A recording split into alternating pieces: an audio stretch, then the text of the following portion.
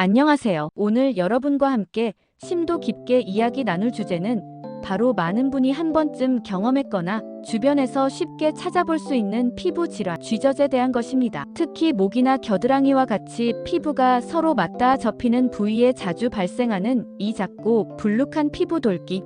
과연 그 정체는 무엇일까요? 왜 생기는 걸까요? 그리고 이 쥐젖을 올바르게 관리하고 치료하는 방법은 무엇인지 일반적인 통념과 잘못된 속설들을 함께 파헤쳐보며 정확한 정보를 전달해드리는 시간을 갖도록 하겠습니다. 먼저 쥐젖이 정확히 무엇인지부터 명확하게 정의하고 넘어가겠습니다. 쥐젖은 의학 용어로 연성 섬유종이라고 불립니다. 이 명칭에서 알 수 있듯이 피부의 가장 바깥층인 표피, 세포와 콜라겐이라는 단백질 섬유 같은 성분들이 비정상적으로 과도하게 증식하여 발생하는 섬유상피 양성 종양의 일종입니다. 여기서 가장 중요한 점은 양성이라는 단어에 주목해야 한다는 것입니다. 이는 쥐젖이 악성 종양, 즉 우리가 흔히 말하는 암과는 근본적으로 다른 성질을 가지고 있다는 의미입니다. 쥐젖은 다른 신체 부위로 전이되거나 생명을 직접적으로 위협하는 질환이 아니며 대부분의 경우 순전히 미용적인 문제로 여겨지는 경우가 많습니다. 따라서 쥐젖이 생겼다고 해서 지나치게 불안해하거나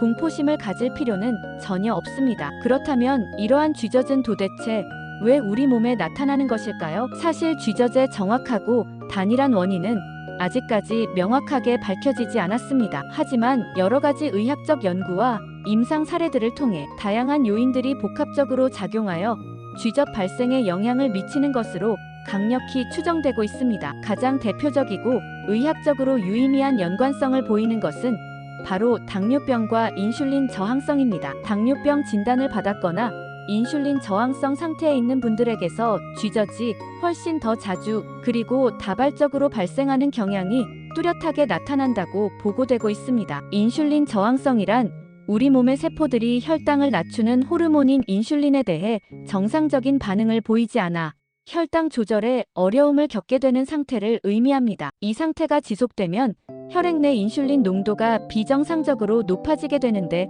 이때 높아진 인슐린이 피부 세포의 성장을 과도하게 촉진하여 쥐젖이 형성될 수 있다는 강력한 가설이 제기되고 있습니다. 두 번째 주요 원인으로는 임신이 손꼽힙니다. 임신 기간 중에는 여성의 몸에서 다양한 호르몬의 변화가 매우 활발하고 급격하게 일어납니다. 이러한 복합적인 호르몬 변화가 쥐젖 발생에 직접적인 영향을 미치는 것으로 알려져 있습니다. 특히 임신 중 발생하는 임신성 당뇨를 겪는 경우에는 호르몬 변화와 인슐린 저항성이라는 두 가지 요인이 겹치면서 쥐젖이 더욱 많이 생길 가능성이 높아지게 됩니다. 세 번째로는 비만과의 연관성입니다. 비만인 분들은 신체에 살이 겹치고 피부끼리 마찰이 잦은 부위가 많아지면서 이러한 부위에서 쥐젖이 생기기 쉬운 물리적인 환경이 조성됩니다. 또한 비만은 인슐린 저항성과도 매우 밀접한 관련이 있기 때문에 이 역시 쥐젖 발생의 중요한 한 요인으로 작용할 수 있습니다. 비만은 단순히 피부 마찰을 넘어 전신적인 대사 변화를 유발하여 쥐젖 발생률을 높이는 복합적인 원인이 될 수 있습니다. 최근 의학 연구에서는 노화와의 연관성도 매우 깊다고 보고 있습니다. 우리 몸의 피부는 나이가 들면서 자연스럽게 탄력 섬유가 손상되고 약해지게 됩니다. 이러한 피부 탄력의 저하가 쥐젖 발생 가능성을 높이는 것으로 알려져 있습니다. 피부 탄력 저하는 누구나 겪게 되는 자연스러운 노화 과정 중 하나이기 때문에 나이가 들수록 쥐젖이 더 흔하게 관찰되는 현상은 이와 무관하지 않습니다. 이 외에도 피부와 피부가 지속적으로 마찰하는 부위, 예를 들어 목 주변, 겨드랑이, 사타구니, 눈꺼풀 아래 등에서 주로 쥐젖이 발생하는 것으로 미루어 보아 물리적인 마찰이나 반복적인 피부 자극 역시 쥐젖 발생에 중요한 영향을 미칠 수 있다고 강하게 추정되고 있습니다. 이러한 마찰은 피부 세포의 비정상적인 증식을 유발할 수 있기 때문입니다. 쥐젖의 일반적인 생김새는 어떨까요? 대부분의 쥐젖은 12mm 정도의 아주 작은 크기로 피부색과 유사한 살색을 띠거나 혹은 약간 더 어두운 갈색을 띠는 구진 형태로 나타납니다. 구진이란 피부 표면 위로 볼록하게 솟아오른 작은 병변을 의미합니다. 때로는 크기가 더 커져서 25mm 길이의 실처럼 가늘고 길쭉한 모양으로 보이기도 하고 아주 드물게는 1cm 이상으로 자라나서 마치 작은 혹처럼 느껴지는 경우도 있습니다. 쥐젖은 만졌을 때 통증이 전혀 없다는 것이 특징입니다. 하지만 목걸이나 옷깃, 속옷 등에 쓸리면서 물리적인 자극을 받거나 따끔거리는 불편함을 유발할 수 있으며 무엇보다도 미용적인 이유로 제거를 원하는 분들이 매우 많습니다. 다시 한번 강조하지만 쥐젖은 감염성 질환이 아닙니다. 즉, 다른 사람에게 접촉을 통해 옮기지 않으며 한번 생긴 쥐젖이 저절로 사라지거나 주변 부위로 무분별하게 번지지도 않습니다. 하지만 새로운 쥐젖이 다른 부위에 생길 수는 있습니다. 그렇다면 만약 우리 몸에 쥐젖이 생겼을 때 어떻게 대처해야 할까요? 가장 중요하고 절대적으로 지켜야 할 원칙은 집에서 스스로 제거하려고 시도하는 것은 절대 금물이라는 것입니다. 인터넷이나 주변 사람들의 이야기를 통해 치실이나 머리카락으로 쥐젖 뿌리 부분을 묶어 제거하는 방법, 혹은 손톱깎이나 칼 등으로 쥐젖을 직접 뜯어내는 등의 민간요법을 들어본 적이 있으실 겁니다. 이러한 방법들은 언뜻 간단하고 쉬워 보일 수 있지만 실제로는 매우 위험하고 심각한 부작용을 초래할 수 있습니다. 위생적이지 않은 환경에서 자가 제거를 시도할 경우 세균 감염의 위험이 매우 높아지며 심한 출혈, 염증, 그리고 영구적인 흉터가 남을 수 있습니다. 최악의 경우에는 시술 부위의 피부가 괴사하는 심각한 상황까지 발생할 수 있습니다. 또한 시중에서 판매되는 티눈 제거제나 사마귀 치료제는 쥐젖과는 병변의 성질이 완전히 다르기 때문에 쥐젖에는 전혀 효과가 없을 뿐만 아니라 오히려 주변의 건강한 피부에 강한 자극을 주어 화상이나 피부 손상을 입힐 수 있으니 절대 사용해서는 안 됩니다. 가장 안전하고 효과적인 쥐젖 제거 방법은 바로 전문 의료기관에서의 치료입니다. 피부과나 성형외과를 방문하여 전문의의 정확한 진단과 상담을 받은 후 적절한 시술을 받는 것이 가장 현명한 접근법입니다. 쥐젖의 크기, 위치, 그리고 환자의 피부 상태에 따라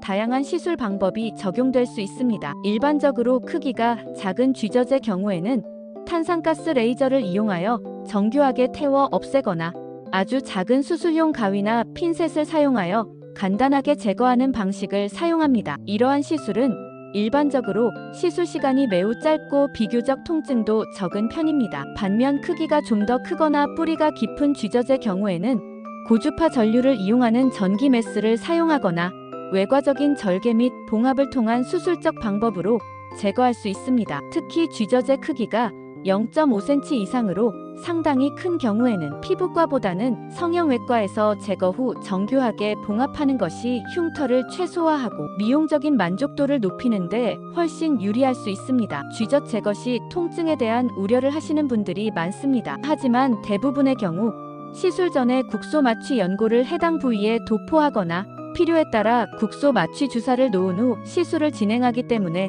시술 중 통증에 대한 걱정은 크게 하지 않으셔도 됩니다. 마취가 충분히 이루어진 상태에서 시술이 진행되므로 불편함을 최소화할 수 있습니다. 시술 후에는 상처 부위 관리가 매우 중요합니다. 병원에서 안내하는 대로 처방받은 연고를 꾸준히 잘 바르고 시술 부위가 자외선에 직접 노출되지 않도록 자외선 차단에 각별히 신경 써야 합니다. 이는 시술 후 발생할 수 있는 색소 침착을 예방하고 상처가 깨끗하게 아무는 데 결정적인 역할을 합니다. 간혹 쥐젖을 제거한 후 얼마 지나지 않아 다시 쥐젖이 생겼다고 말씀하시는 분들이 있습니다. 이때 대부분은 이전에 제거했던 바로 그 부위의 쥐젖이 재발한 것이 아니라 노화의 진행이나 다른 신체적 원인, 즉 호르몬 변화나 체중 증가 등으로 인해 그 주변이나 다른 신체 부위에 새로운 쥐젖이 발생한 것으로 이해하시면 됩니다. 쥐젖의 근본적인 원인, 예를 들어 당뇨 관리나 비만, 개선 등의 문제가 해결되지 않으면